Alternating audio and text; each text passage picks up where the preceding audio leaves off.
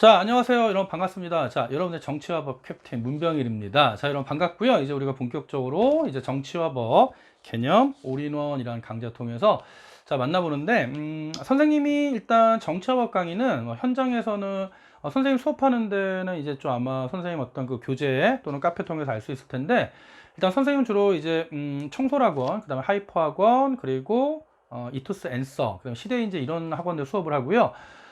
본격적으로 수업을 할 때 아무래도 학생 수에 따라서 수업 과목이 개설되는 게 다 틀려서 일반적으로 사회문화 수업을 제일 많이 하고, 그리고 정치와 법, 그 다음에 뭐 경제 선생님 수업에 선생님의 경제 수업 듣는 친구들은 경제 학생들은 너무 전국적으로 흩어져 있는데 그 선택자 수가 적다 보니까 경제 수업은 안정적으로 재수반 수업은 한 2반 정도가 진행이 되고, 정치와 법이 한 3반에서 4반, 사회문화가 한 5반에서 6반 정도 수업이 진행이 됩니다. 보통 한 달에. 그래서 일단 선생님이 EBS에서도 정치와 법 3주 완성이라고 24강짜리 강의가 진행됐었는데, 그때 수강생이 거의 한 6, 7만 명 정도 됐어. 그래서 3년 전에 진행이 됐고, 또 교육과정이 바뀌어가지고 좀 새로운 요구가 많아서 일단 선생님도 학원 현장에 수업을 하고 일반사회 다 하니까, 또 그래서 여러분들한테 유튜브로 통해서라도 수업을 좀 전달해 드리고 싶어서 이런 자리를 만들었으니까, 일단 우리 정치와 법과 관련된 모든 개념은 빠지지 않고 모두 이 수업을 통해서 녹여낼 겁니다. 그리고 그 외에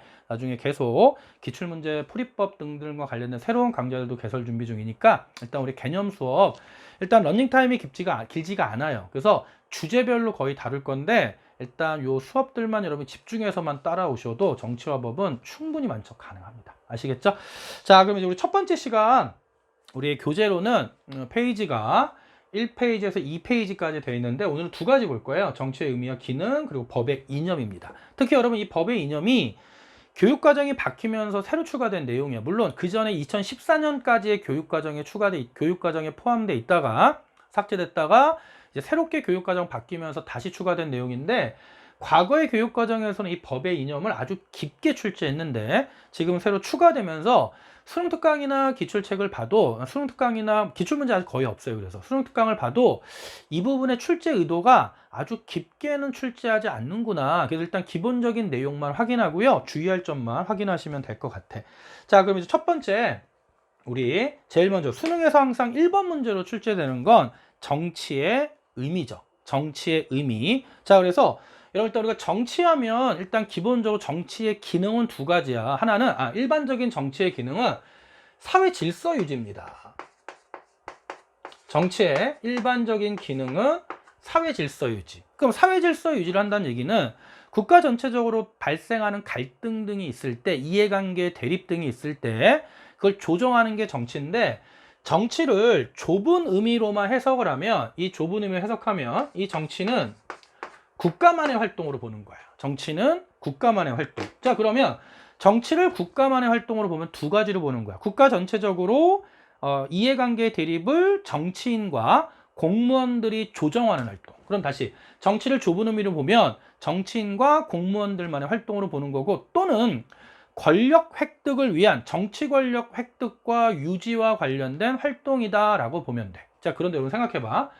어떤 사회 질서를 유지한다는 건 이해관계의 대립이 발생하는 건데, 이런 이해관계가 국가 전체적으로 발생하는 이해관계도 존재할 수 있지만 개인 간에도 이해관계가 있을 수 있고요. 수없이 많이 존재하는 집단 간에도 이해관계가 발생할 수 있잖아. 그래서 정치를 넓은 의미로 해석을 하면 국가를 포함한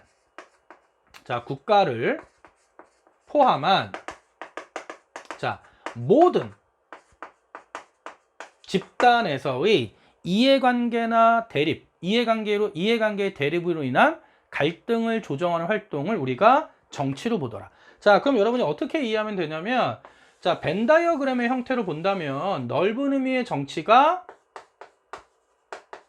자, 좁은 의미의 정치를 포함한다. 그럼 좁은 의미의 정치는 국가만으로 국한된 활동, 좁은 의미의 정치는 국가만으로 국한된 활동으로 보지만, 넓은 의미는 국가도 크게 보면 하나의 사회 집단이기 때문에 국가를 포함한 개인이나 집단 간까지도 확장되는 거예요. 개인이나 집단 간. 그래서 일단 여기서 하나 더 추가하면, 정치를 좁은 의미로 보면 정치는 국가와만 관련된 현상이다. 그래서 우리가 이걸 정치로 바라보는 관점 중에 정치의 의미 밑에 나와 있는 국가 현상설이 되는 거고, 자, 정치를 넓은 의미로 해석해서 정치라는 건 이해관계 대립과 갈등을 조정하는 건데, 그거는 국가만의 활동이 아니라 개인 간의 이해관계 대립과 갈등을 조정하거나 집단 간의 이해관계 대립과 갈등을 조정하는 모든 게 포함되기 때문에 정치를 넓은 의미로 해석을 하면 이제 정치는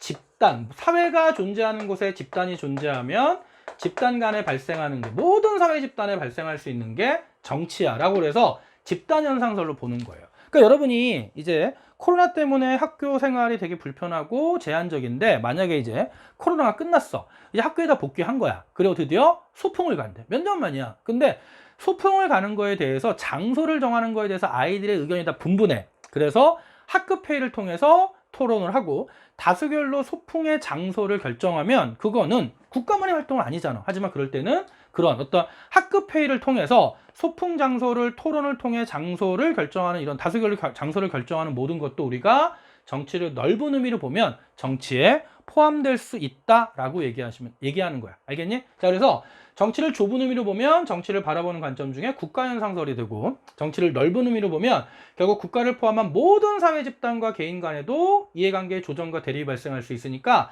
결국 정치를 넓은 의미로 보면 결국 사회 집단 어디에나 정치적 현상이 발생할 수 있다 해서 집단 현상설이 됩니다. 그러면 여기까지 하고 여러분이 하나 구별할 건, 자, 그러면 자, 국가가 성립되기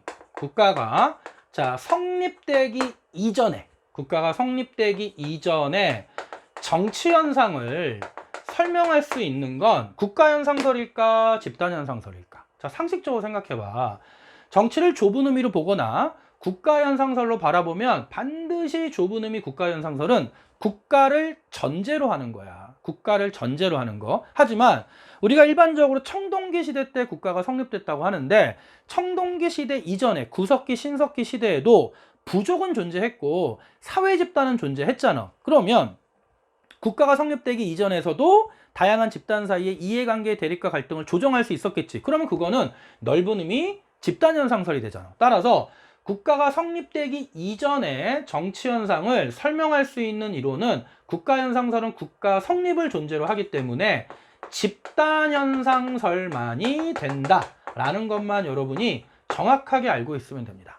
알겠죠? 그래서 국가 성립 이전에 정치 현상은 집단 현상설로 설명이 가능하다. 알겠죠? 그 다음에 만약에 이렇게 표현이 나왔어. 그냥 어떤 사회적 희소한 가치에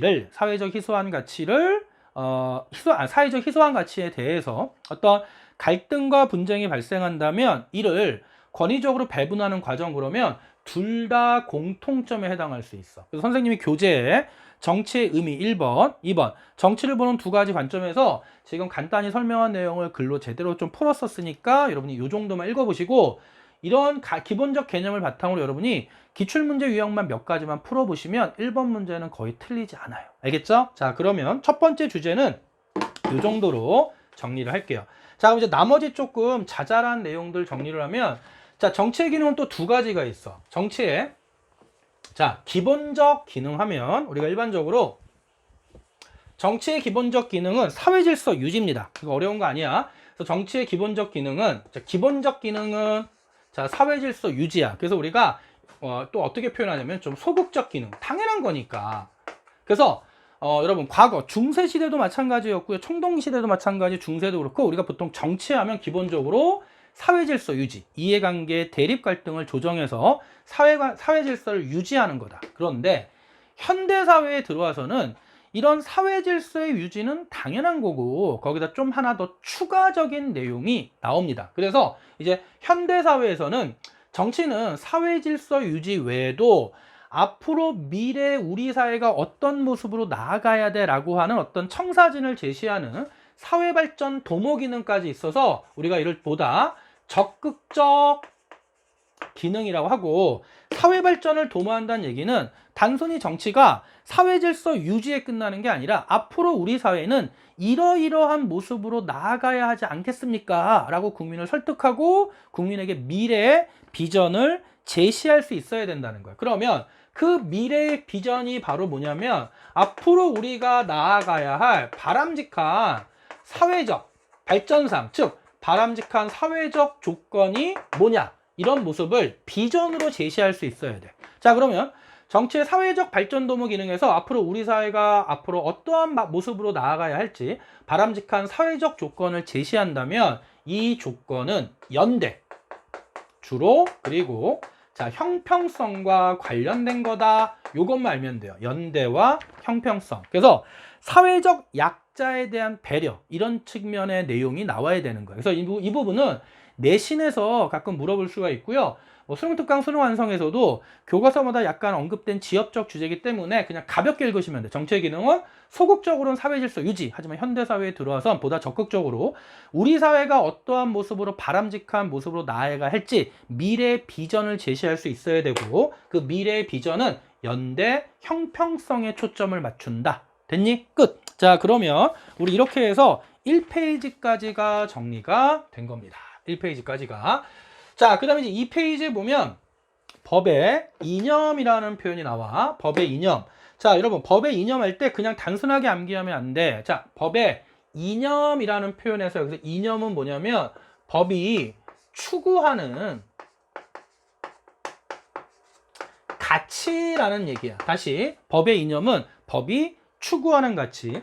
자, 그래서 법이 추구하는 가치가 세 가지가 있어. 선생님들 이렇게 일부러 배열을 한 줄에 한 게 아니라 이렇게 따로 한 이유가 있는데, 법이 추구하는 가치는 합, 목적성, 법적 안정성, 정의, 이 세 가지가 있고요.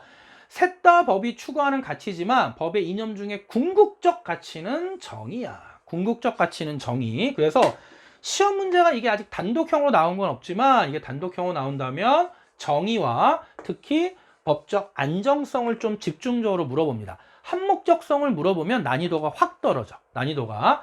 자, 그러면 일단 우리는 법이 이념, 법에 추구하는 가치는 세 가지. 합, 목적성, 법적 안정성, 그리고 정의라는 게 있는데 이 정의가 법의 이념 중에 궁극적 이념이다. 자, 그러면 이제 정의라는 개념을 한번 자, 살펴보도록 할게요. 자, 선생님이 정의를 얘기할 때 이런 거 봐봐요, 여러분. 여러분, 정의는 다양한 의미로 활용될 수 있어. 내가 현장 수업에서 학생들한테 너네가 생각하는 정의가 뭐냐 그러면 어떤 아이들은 불쌍한 사람을 도와주는 거, 이것도 정의야. 그쵸? 그리고 폭력, 어떤 뭐라 그러지? 이거를 불법적 폭력에 폭력으로 맞서서 제압하는 것도 정의야. 이렇게 얘기하는 학생도 있고, 그러니까 결국 그건 무슨 말이냐면 정의라는 개념은 시대마다 장소마다 아주 다양하고 다채로운 모습으로 나타난다고. 그러면 이게 딱 정의야라고 얘기할 수가 없잖아. 그래서 우리 교과서는 정의를 일단 고대 정의관을 가져와서 설명을 해요. 그래서 고대에서는 뭐 아리스토텔레스 이런 사람들은 정의를 뭐라고 봤냐면 평등이라고 봤다고.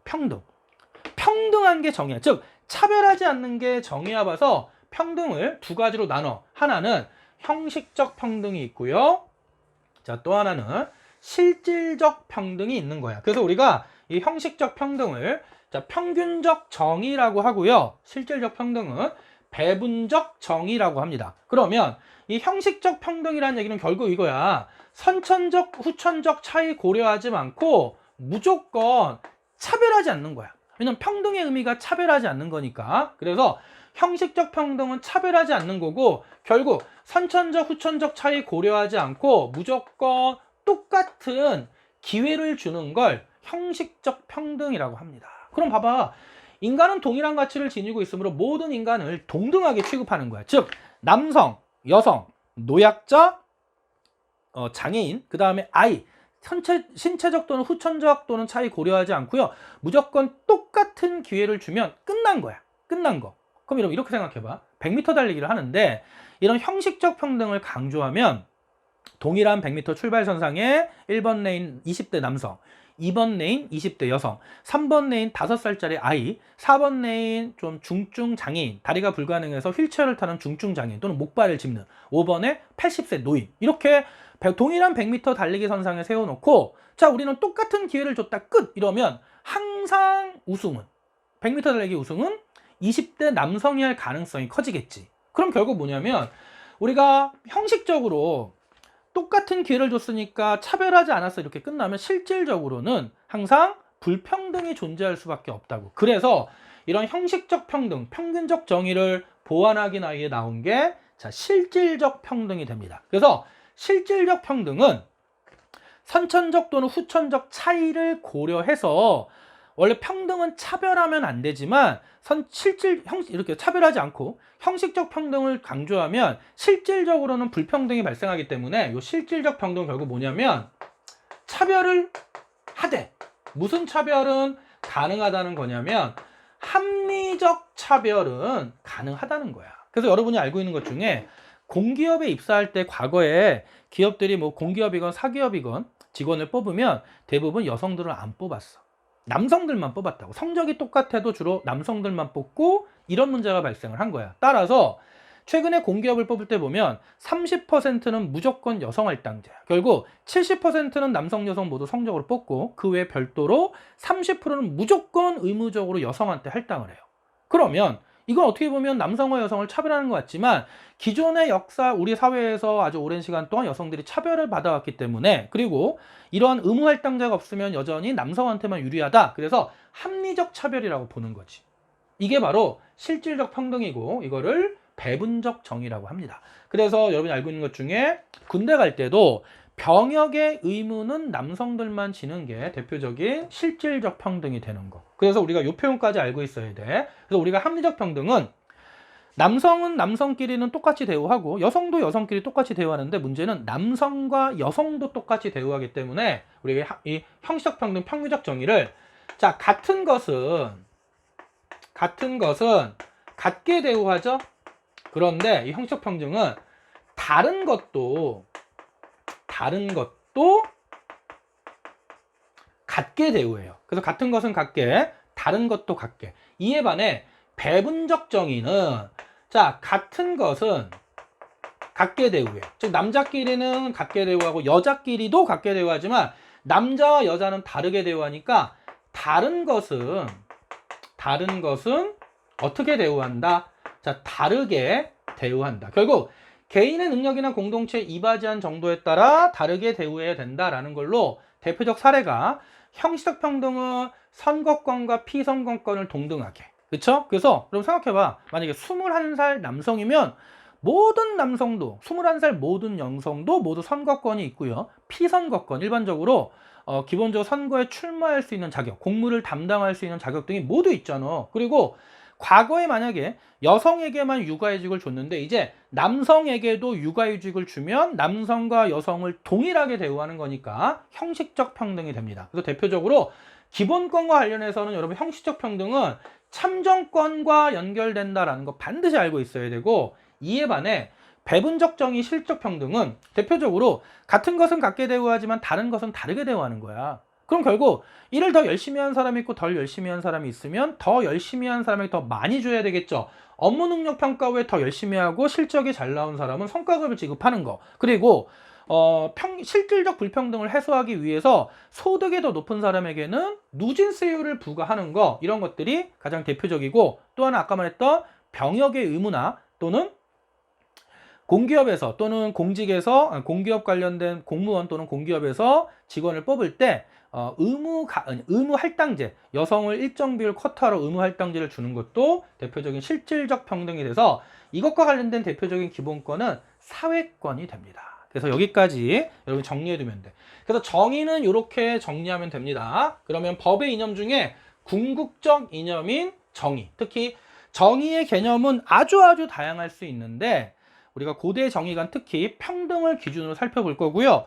그리고 그것과 관련해서 여러분 교재 밑에 보시면 근현대 정의관 있잖아. 그래서 자유주의 정의관이 있고 그 다음에 공동체주의 정의관이 있는데 자유주의 정의관은 말 그대로 개인의 자유와 권리를 공동체보다 우선시한다.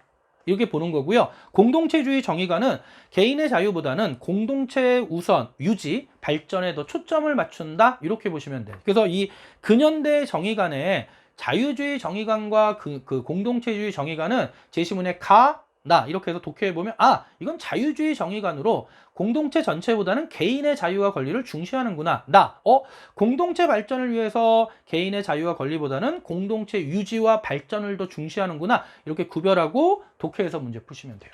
자, 그럼 두 번째 법의 이념에는 한목적성이 있어. 그래서 여러분은 이 한목적성은 어려운 거 아니야.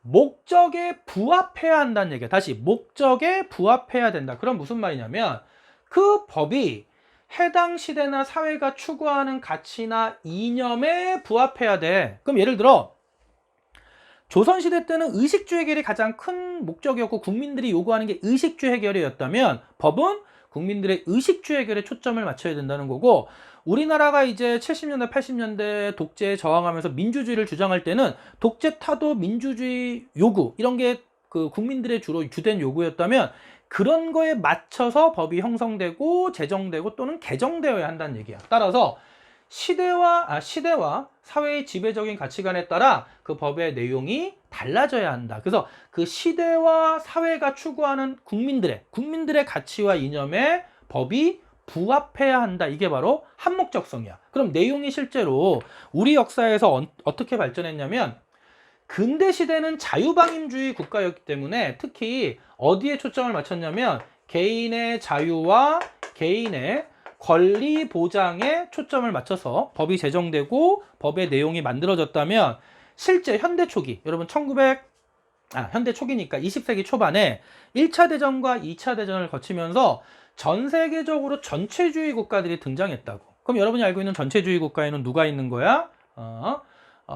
아돌프 히틀러와 같은 독일, 그쵸? 그 다음에 일본, 그리고 이탈리아 이런 나라들이 있었죠. 그래서 이런 나라들은 어떤 개인의 자유와 권리 보장보다는 결국 국가와 민족의 가치를 우선시했어. 그 결과 이 독일에서는 히틀러에 의해 수권법 이런 것들이 나와. 결국 그래서 국가 또는 민족의 가치를 우선시했다. 그래서 전체주의 국가가 되면서 개인의 자유와 권리가 희생됐다. 그럼 현대는 어떻게 했어? 현대는 개인의 자유 권리와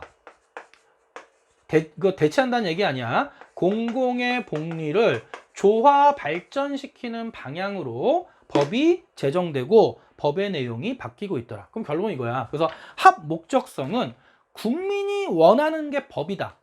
이런 법언을 알고 있습니다. 여기서 말하는 법언은 법적 격언. 국민이 원하는 바가 법이다. 또는 국민이 원하는 대로 법을 제정해야 된다라고 이해하시면 돼요. 그래서 특수성을 띠는 거야. 특수성. 시대와 장소에 따라 그 지배적인 가치관과 이념이 달라지기 때문에 국민이 원하는 것이 법이다. 한목적성, 시대에 따라 달라졌지. 그렇게 이해하시면 됩니다. 그래서 한목적성은 이렇게 정리하면 되고, 자, 법의 이념 중에 이제 마지막 주제인데, 법의 이념 중에 마지막 주제는 법적 안정성이에요. 잘 봐.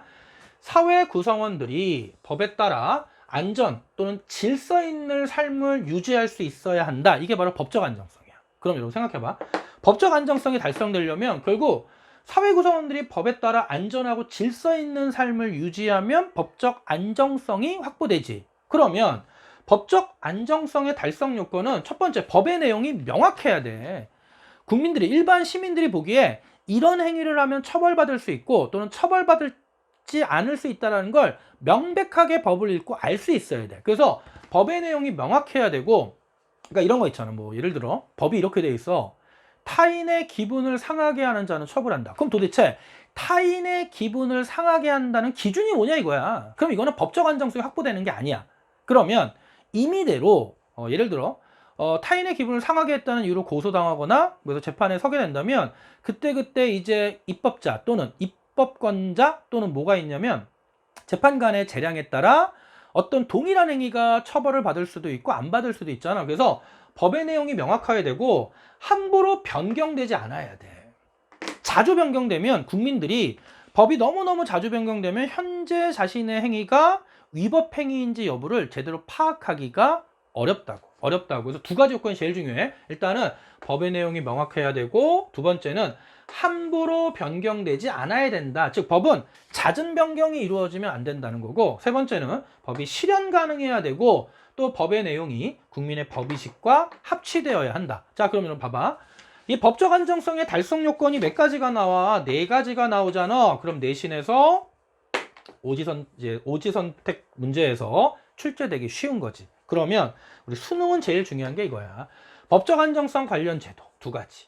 법률 불수급의 원칙과 시효제도라는 게 있어요. 여러분, 자, 이것도 그냥 가볍게 정리하죠. 왜냐면 이게 이 법률 불수급의 원칙은 나중에 형법 파트에서 또 자세히 다룰 거야. 그럼 법률 불수급의 원칙이라는 건 뭐냐면 법률은 행위 시에 제정되어 있던 법률로 처벌하는 거야. 그럼 만약에 행위 시에 그 행위 시의 법률로 처벌을 했는데 이미 처벌이 끝난 상태에서 시간이 지나서 법률이 바뀌었어. 그러면 개정된 법률을 다시 그 행위 시로 소급하여 적용할 수 없다. 이게 바로 법률 불소급. 소급이 과거로 돌아가는 거거든. 그래서 법률 불소급의 원칙. 예를 들어 만약에 2년 전에 선생님이 사기를 쳤어. 근데 사기를 칠 당시에 그 당시에 법이 사기죄에 대한 형량이 어떻게 결정돼 있었냐면 최대 2년 이하의 징역에 처한다. 그래서 2년 전에 선생님 그 행위시의 법률에 의해서 1년 6개월의 형을 선고받고 이제 깜빵에 들어간 거야. 그런데 갑자기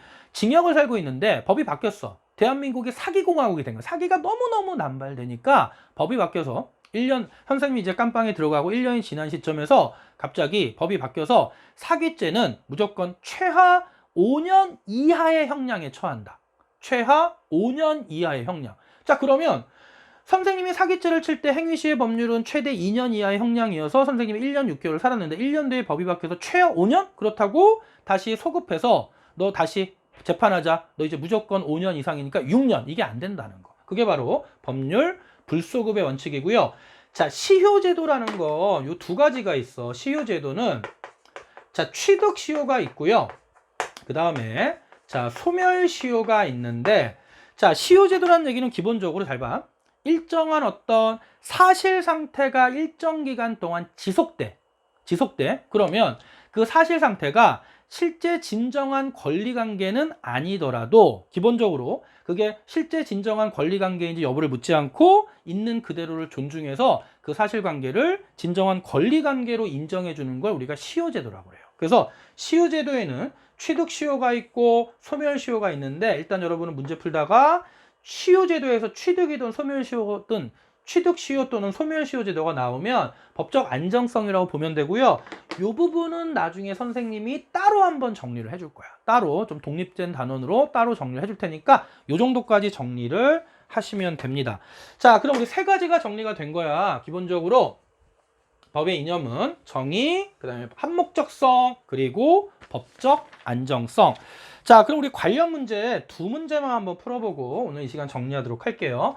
자, 정치를 바라보는 관점 A, B인데, 자, 국가를 전형적 정치 주체로 보는 A는 끝난 거지. 좁은 의미니까 이건 국가현상설.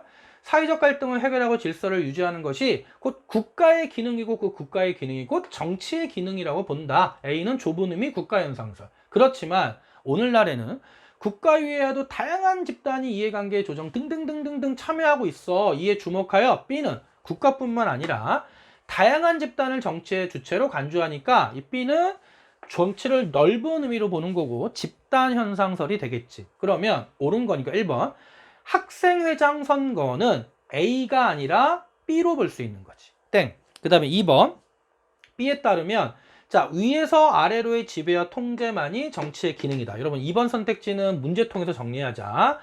자, 위에서 아래로의 지배와 통제 밑줄 쫙 끄고 정리해놔. 정치를 국가 현상설로 보면 정치는 국가와 공무원과 정치인만의 활동이기 때문에 위에서 아래로의 지배와 통제로 보는 거야. 그래서 여기 나와 있는 위에서 아래로의 지배와 통제는 좁은 의미 국가 현상설인데 그렇다면 집단 현상설은 어떻게 되냐면 정치를 넓은 의미로 보면 위에서 아래로의 지배와 통제, and 거기에 대한 역동적 반응, 일반 국민들의 역동적 반응 여기까지 들어가야 돼. 그래서 요 내용만 나오면 통제만이라고 그랬기 때문에 요건 좁은 의미에서 A로 가야 됩니다. 넓은 의미가 되면 정치를 위에서 아래로의 통제와 그거에 대한 역동적 일반 국민 시민들의 반응까지 봐야 돼. 그럼 3번 정치 주체를 보다 포괄적으로 보는 건 A는 B의 비례가 아니라 B는 A의 비례가 되는 거지. 자, 4번 B는 A의 비례. 집단현상설은 국가현상설의 비례. 그쵸? 다원화된 현대사회의 정치적 특성을 설명하기에 적합한 거야. 정답 4번이고요. 자, 5번 A와 달리 B는 사회적 갈등의 해결을 정치로 보지 않은 틀린 게 사회적 갈등의 해결을 정치로 보는 건 A와 B의 공통점이 되는 거지. 되니? 자, 그럼 2번 문제 정답 4번하고, 자, 문제가 이런 식으로 출제가 되고요. 자, 개념에서 안 다뤘던 내용 2번 선택지. 정치를 위에서 아래로의 지배와 통제만으로 보는 건 국가현상설. 그럼 집단현상설은 위에서 아래로의 지배와 통제, 이에 또 그에 대한 역동적 반응. 여기까지 보는 거. 알겠죠? 오케이. 자, 그럼 한 문제만 더 풀게요. 자, 8번 문제 갑니다. 8번 문제. 자, 다음 법조항에서 공통적으로 실현하고자 하는 법이념. 그래서 지금 보니까 20년간 소유의 의사로 평온 공연하게 부동산을 점유하는 자는 등기함으로써 그 소유권을 취득한다. 자, 씁니다. 이게 취득시효야. 민법상 취득시효고. 자, 여기 또 무슨 제도가 나와 있어? 공소시효라고 그랬죠? 기소할 수 있는 기간이야. 공소시효는 다음 기간의 경과로 완성한다. 그래서 시효제도니까 여러분은 뭐만 잡으면 되냐면 법적 안정성만 잡으면 되는 거야. 그러면 1번 법이 추구하는 가장 궁극적 가치 정의야. 자, 일단 법이 추구하는 가치는 법의 이념인데 법의 이념은 한목적성, 법적 안정성, 그 다음에 정의가 있죠. 하지만 궁극적 이념은 정의. 1번 땡. 2번 자, 우리가 아직 법치주의 안 배웠는데 형식적 법치에 비해 실질적 법치도 더욱 강조되는 것도 정의야. 자, 3번 요건 이제 우리가 2강하면 나올 겁니다. 3번 민중의 행복이 최고의 법률이다. 그럼 무슨 말이겠어? 민중, 국민의 행복을 위해선 국민이 원하는 대로 법이 제정되고 만들어져야 된다는 거니까 요거는 합 목적성이 되는 거고, 국가가 공동체가 추구하는 가치관에 따라 법을 개별화, 현실화한다. 이것도 한 목적성이 되겠지. 그럼 마지막 사회 구성원들이 법의 권위를 믿고 안심하고 행동할 수 있도록 사회 질서를 유지할 수 있도록 하는 상태. 이게 바로 뭡니까? 법적 안정성이 되겠지. 그래서 8번 문제는 일단 법의 이념 중에 법적 안정성을 물어보는 거고, 그리고 정답은 5번이 됩니다. 자, 이렇게 해서 우리 정치화법 개념 올인원 강좌 1강 일단 우리 두 가지 정치의 의미와 성격, 그 다음에 두 번째는 법의 이념까지 다뤄봤고요. 자, 이런 식으로 좀 강의가 좀 스피디하게 진행이 됩니다. 다른 내용 강좌에 비해서, 다른 과목에 비해서 정치화법이 좀 내용이 많다 보니까 좀 스피디하게 진행되니까 따라오시면 되고, 그리고 좀 어려운 주제들은 또 쪼개서 아주 디테일하게 설명을 드릴 거니까 이 강좌만으로 충분합니다. 아셨죠? 자, 우리 꼭 최대한 같이 완강 때까지 힘내시고요. 선생님도 최선을 다해서 강의 준비하고 여러분 만나도록 할게요. 자, 힘내시고요. 항상 응원합니다.